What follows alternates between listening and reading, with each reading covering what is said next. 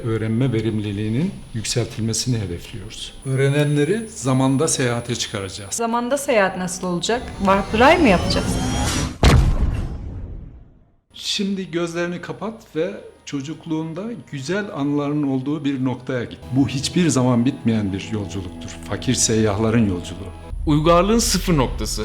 Göbektepe konusunda gizemli bir hava yaratıldı. Bu seyahatimizdeki amaçlarımızdan biri de bu gizemi çözmek. Burası hakkında neden bu kadar çok teori üretiliyor? Neden bu kadar çok spekülasyon yapılıyor? Bunu anlamış olacağız.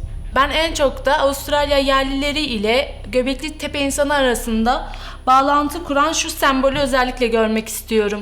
İki insanın buluşup konuşması anlamına geliyormuş. İnsan elindeki veriye, belgeye bakıp ona göre konuşmalı. Homo sapiens insan türünün tek örneği olmayabilir ama en zeki ve hayatta kalabilen son örneği.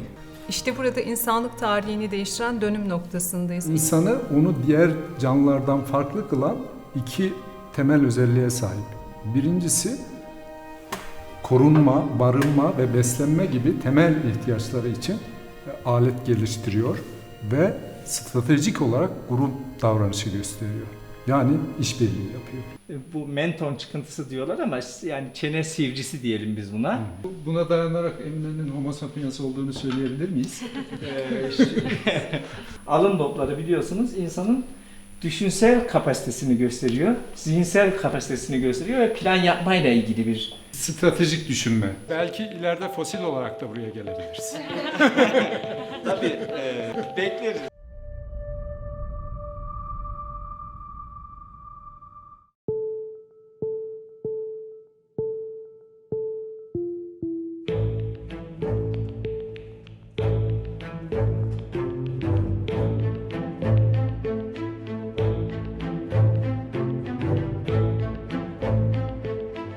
Hocam, Şanlıurfa'ya gidiyoruz ama Göbektepe Şanlıurfa'nın tam olarak neresinde? Göbekli Tepe, Şanlıurfa'nın 12-13 kilometre kuzeydoğusunda.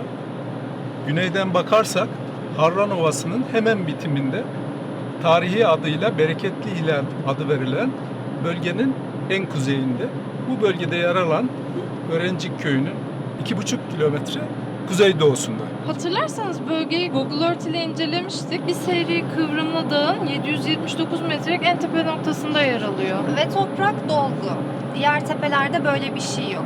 Tamamen kireç taşı. Bu da burada yüzey araştırması yapan arkeologlara buradaki toprağın sonradan insan eliyle taşınmış olduğunu düşündürmüş olmalı. Aynen öyle olmuş. Yaptıkları sondaj çalışmaları ile de düşüncelerini doğrulamışlar. Kesinlikle ilk olmak, düşüncesinin doğrulandığını görmek, bir keşif yapmak, dünyada yaşanabilecek mutlulukların en büyüklerinden biridir. Bilimsel araştırma yapanların böyle bir ayrıcalığı vardır. Göbekli Tepe bu anlamda bir adrenalin tepesi diye düşünebiliriz. Hocam, bu bölge bereketlilerin içinde olduğuna göre eskiden beri pek çok medeniyete ev sahipliği yapmış olmalı. Göbekli Tepe'lilerden sonra burada kimleri görüyoruz? Bölge birçok medeniyetin sınırları içerisine girmiş. Öncelikle Asurluları görüyoruz bölgede. Daha sonra Hititler var. Arkasından ise Makedonya İmparatorluğu var. Büyük İskender'in kurmuş olduğu Helenistik dönem başlıyor burada. Sonra ise Roma ve Bizans İmparatorlukları geliyor. Daha sonra ise onları Arap devletleri, Emeviler ve Abbasiler takip ediyor. En sonunda ise Türk devletleri var. Selçuklu, Beylikler, Osmanlı İmparatorluğu ve Türkiye Cumhuriyeti.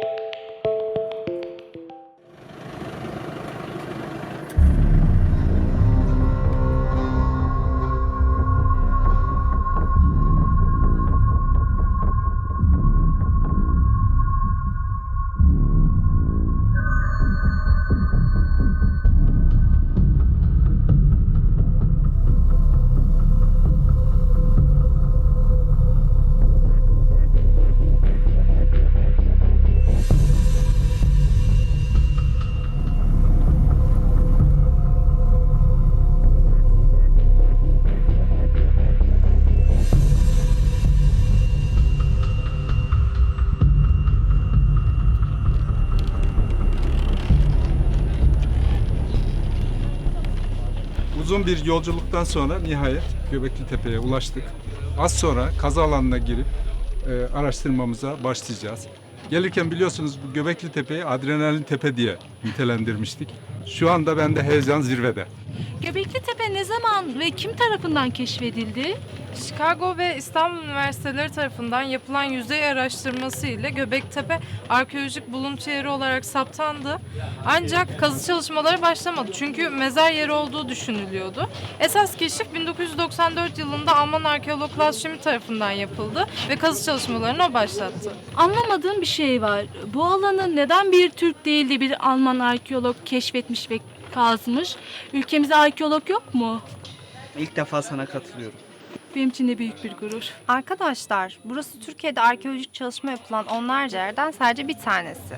Ve her ne kadar burayı Klaus Schmidt keşfetmiş olsa da bir sürü Türk arkeologumuz da burada çalışma yapıyor. Yani olayın Türk ya da Alman olmakla hiçbir alakası yok. Bilim evrensel.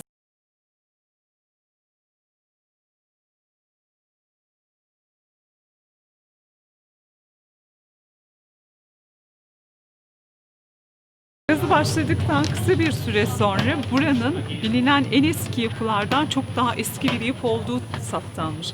Kaç tabaka var burada? Bunu uzmanımıza soralım. Göbekli Tepe'de biz 3 tabakayla karşılaşıyoruz. Bunlar erken geçiş safhası ve geç safha olabilir. Erken safhada bugün görmüş olduğumuz o yuvarlak yapılar karşımıza çıkmakta. Bu yuvarlak yapıların daha sonraki evrelerde küçüldüğünü ve dörtgen bir yapıya kavuştuğunu biliyoruz. Tabakaları yaklaşık olarak tarihlendirebiliyor muyuz?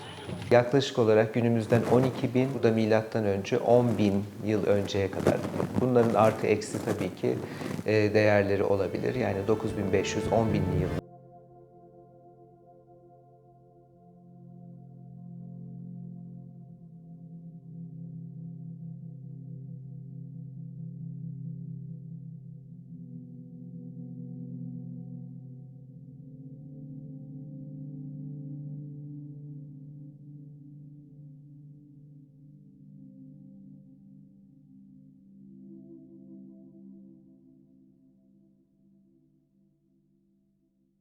Evet, bu tabaka çanak çömleksiz dönemin A evresini işaret ediyor. Yani şu an 12.000 yıl öncesine bakıyoruz. Vay! Bakıyorum zamanda seyahatin keyfini çıkarıyorsunuz. Evet.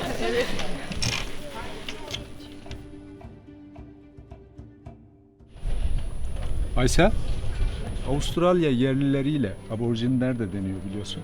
Göbekli Tepeliler arasında bağlantı kuran o sembolü burada gördün mü? Hayır, göremedim. Biraz benzer bir sembol var ama şurada. Ama aynısı değil. Paylaşımı yapılan sembol daha kompleks bir yapının parçası. Büyük ihtimalle bağlamından koparılarak ikisinin aynı olduğuna ilişkin bir algı yaratılmaya çalışılmış. Bu yüzden resmen hayal kırıklığı içerisindeyim. Kim söylemiş hatırlamıyorum ama şöyle bir söz var. En tehlikeli yalanlar doğruya en yakın olanlardır. Çünkü böylelikle doğruyla karıştırılıp insanların aldatılma ihtimali daha büyüktür. Müthiş doğru bir söz hocam. Peki ne öğrendik biz bu yalandan? İsterseniz buna yalan değil çarpıtma diyelim. Bu durumda eleştirel düşünceye sahip olmanın bize sunulan bilgileri olduğu gibi değil, veriye dayalı ve bilimsel eleştiri süzgecinden geçirilerek kabul edildiği sonucunu çıkarabiliriz. Peki paylaşımı yapan o meşhur profesör bunu bilmiyor mu? Muhtemelen biliyordur. Fakat hepimiz bazen zihnimizin kurduğu tuzaklara düşüyoruz. Haklı olabilirsin. İsterseniz biz neden zihnimizin bize kurduğu tuzaklara kolayca düşüyoruz? Bunu uzmanımıza soralım. Zihnimiz evrimsel olarak milisaniyeler düzeyinde hızlı karar vermek üzere programlanmış bir sistemdir. Bu yönüyle hayatta kalmamız açısından önemli bir işlevselliğe sahiptir. Biz çevremizdeki olaylar, durumlar ve nesneler hakkında karar verirken daha önceki öğrenmelerimize, beklentilerimize, amaçlarımıza, ihtiyaçlarımıza veya bazen çıkarlarımıza uygun olarak karar verme eğilimindeyiz. Ve bu işlemi hiç düşünmeden yani otomatik olarak yapabiliyoruz. İşin ilginç yanı bir nesne, durum veya olay ne kadar belirsizse daha önceki öğrenmelerimize ve deneyimlerimize yani algılarımıza o kadar fazla ihtiyaç duyuyoruz. Uzmanımızın verdiği bilgilerden yola çıkarak şöyle diyebiliriz. O sözünü ettiğin meşhur profesör, bilginin kültürün tek bir kökeni olduğuna inanıyor. Bu inancını doğrulayan herhangi bir kanıt gördüğünde ise bunu kabul edip hemen paylaşıyor. Modern tarih ve sosyolojinin kurucusu kabul edilen İbn Haldun 650 sene önce bununla ilgili şöyle diyor. Uydurma bilgiler tarihi çarpıtır. Eğer zihin bilgiyi kabul etmede itidalliyse, yani başka bir deyişle tarafsızsa, bilginin hak ettiği kritik incelemeyi yapar. Eğer zihin belli bir mezhep veya görüş lehine tarafkirlikle zehirlenmişse, hoşuna giden bilgiyi hiç düşünmeden doğru kabul eder. Tarafkirlik ve ön yargı eleştirel düşünceyi engeller. Bu da sonuç olarak doğru bilginin çarpıtılmasıdır. Ön yargı ve tarafkirlik neden eleştirel düşünceyi engeller? İsterseniz bunu da uzmanımıza yine soralım. Ön yargı herhangi bir kişi veya olay hakkında kişisel deneyime dayanmayan ya da kanıt olmaksızın ulaşılan yargı demektir.